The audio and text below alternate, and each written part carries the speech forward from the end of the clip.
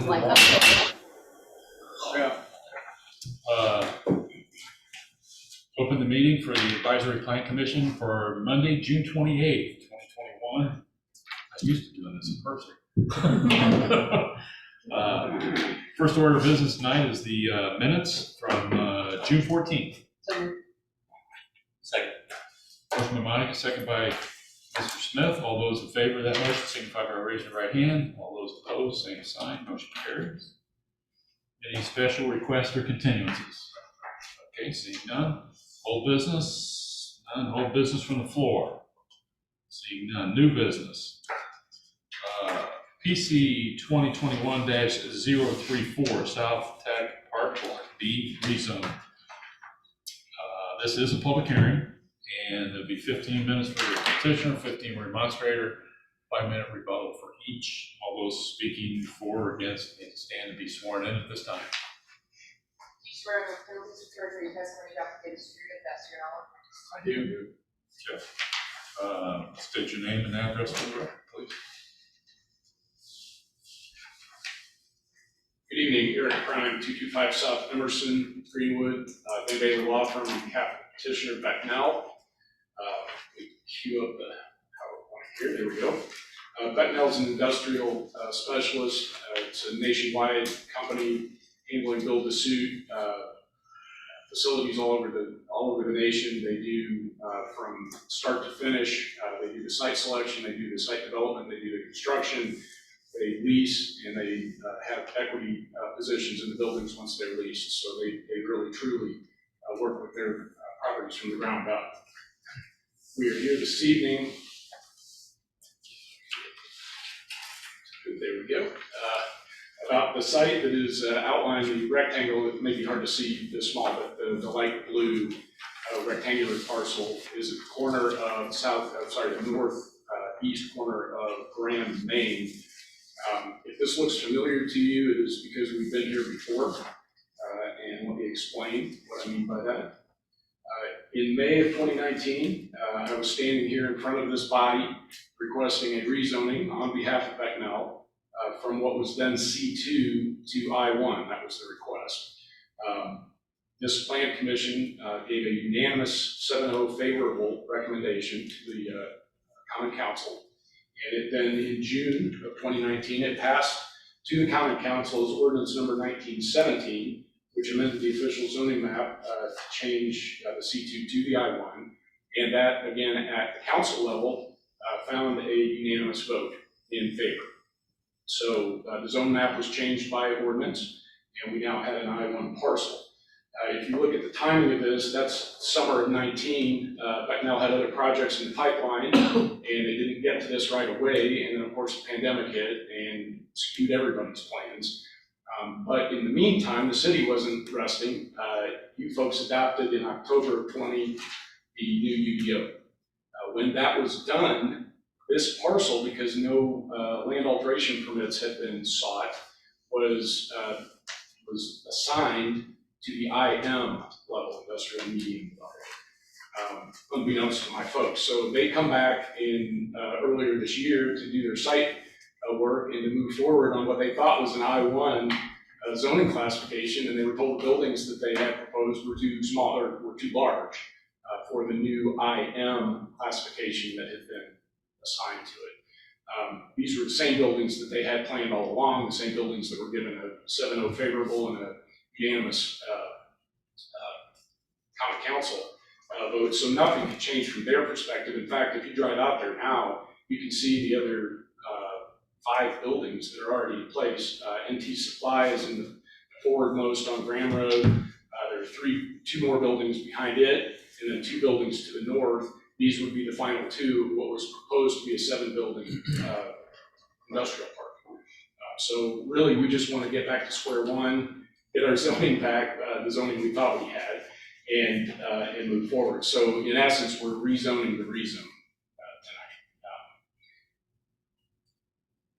So again, just for the record, it's current zoning is IM. We are seeking the IL zoning classification that would allow larger buildings that are in keeping with buildings already on the site.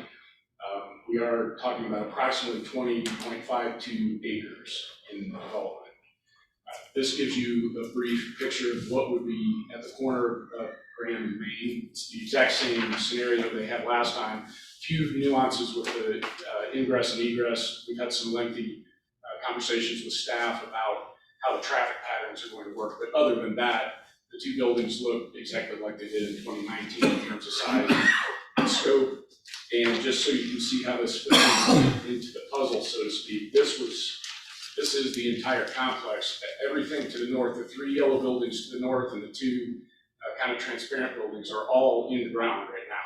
So it would just be these two buildings furthest south that are remaining to be added to what was already this master planned industrial park. So again, as you all know, we need to put into the record statutory criteria. So we're here, as I said, this evening to rezone or seek a rezoning of approximately 20.52 acres from industrial medium to industrial large. The proposed development will be light industrial use. Concept plan submitted by the petitioner and previously approved proposes two facilities, one of approximately 157,000 feet, the other approximately 170,000 square feet. The request complies with your comprehensive plan in that the plan that was adopted December 17, 2012 indicated that this area should be encouraged for industrial development, and certainly these industrial uses are absolutely foursquare in keeping with your comprehensive plan. It is the most desirable use for the land given the comprehensive plans edicts, as well as the additional uses that are already in the area. So we've got industrial to the north, industrial to the west. There is an apartment complex to the east, but we will comply with the buffering requirements there to set off this use from that residential use. But otherwise, everything else in the area is industrial or commercial. The request will not negatively affect property values because it's been planned all along for this to be industrial. It is just finishing out what's already been started and finishing out that industrial park. The proposed request should be considered responsible development and growth because the rezone will allow this facility to be completed as it was intended and as articulated in the 2012 comprehensive plan. It's currently embedded in an area of industrial and commercial uses for the most part. Truly, that's all I had tonight. This was a pretty simple situation. We were here once before. Everybody liked it. Nothing has changed other than the UDO was adopted between approval and coming back to the site plans. So we are simply asking to be put back to square one and be allowed to do what we had intended to do a couple years ago. Happy to answer any questions. All right, well, anybody to speak for or against? Seeing none, close the public hearing, and I'll open it up for questions or comments. Mr. Pine, was there any difference between the IM and the LU as far as trees, bushes, lights, any of that lovely stuff? There is a substantial difference in the new UDO on landscaping, buffering, exterior construction materials, those types of things. We'll have to take those as they come when we get the site plan time, and we've had some preliminary discussions with staff already about how we'll handle those hurdles. Basically, all you're doing is updating the coding on the zoning, so you can go ahead with this project that's been previously approved all the way through, correct? That's it. It's just, Okay. instead of I1, it's IL now. Under the ordinance. And Mr. Bryant, if you could just briefly overview for the rest of the benefit of the commission, the updates or the modifications to the western access on Main Street. Do you know, Claire, what the situation was there? I wasn't in on those conversations, so Claire Carmioso from Nell is here this evening. I'll correct that, Blair Carmesino. Yes.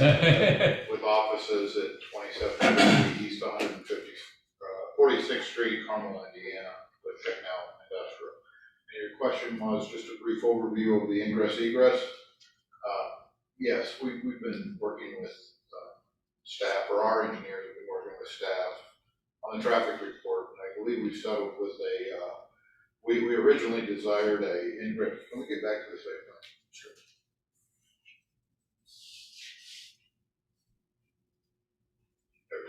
We originally desired a full ingress egress movement between the two buildings. But after working with staff and looking at various opportunities to make the improvements work best, not only for our development and the community, we've conceded that, and we're looking forward to having a full ingress egress movement at the easternmost point, or to the right on the map, onto, Main Street, and then Grand Road will be a full ingress egress movement. This will allow the town to develop Main Street in the manner they want, with a raised median that cuts off the ability for what would be a left turn into our development. So after working with staff, studying all the traffic, I think we came to an agreeable solution. So did that answer your question? Okay. We'll see that on the primary file. Obviously. And just to add to that point, their drive onto Graham Road also aligns with what we previously saw for Ermco. Okay. The drive that they have on Graham. Okay, good deal. All right. Yeah, Mr. this Schultz? is maybe just clarification, Mr. Davis. Does planning have any issues with the ingress egress as shown?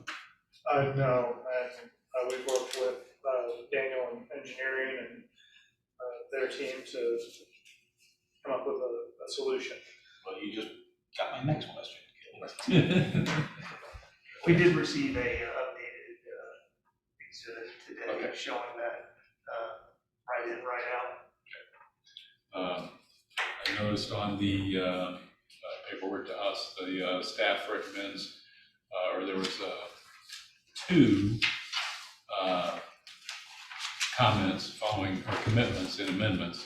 But the second one has 6 subparagraphs and subparagraphs for that, so are we all good with? And Mr. Polar, I wanted to clarify, I know our petitioner had a question to me earlier today, and I want to clarify this to the board.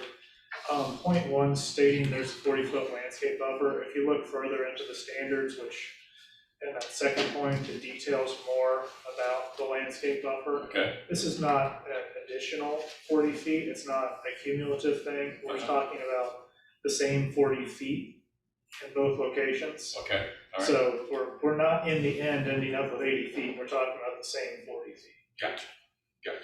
That was important from the petitioner's perspective, just Right, to no, make I that understand. clear that there wasn't a chance that somebody would misinterpret that to be an 80-foot buffer. We've had that happen before, so. 40 feet by, 40 feet by a long distance adds up quickly. Yes. A few square feet. Yeah, it is a few square feet. Okay, so and you're good with all the conditions by staff, okay. Mr. Smith? This question's more for Sean and Dale here in this. Is it, and let me know if I'm misunderstanding, the reason they're having to come do this, is there no like grandfather provision in the ordinances for something already in development, or is this because they waited so long to no longer If they consider? had a land alteration permit, commercial site plan permit in, they would have certainly been grandfathered. But since we didn't have any permits on this piece of ground, we just kind of had a piece of ground.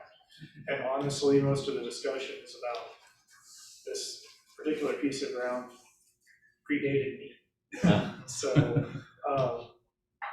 we'll get it moving forward though. It was just a decision point of, it had to go into one of the 2 industrial classes. They went into IM because it was I1, not I2.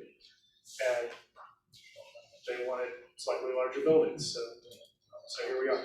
Yeah, so this is pretty unique, we're not gonna be seeing kind of a rash of these coming in as We should. developers start We to should not. pick up after COVID. Cool. Thank you. Any other questions, comments? Ms. Coombs? Yes. In making a recommendation to the common council on this petition, please pay reasonable regard to the following statutory criteria. 1, the comprehensive plan. 2, the current conditions and the character of current structures and uses in each district. 3, the most desirable use for which the land in each district is adapted. 4, the conservation of property values throughout the jurisdiction of Greenwood. And 5, responsible development and growth. With that, I'll entertain a motion.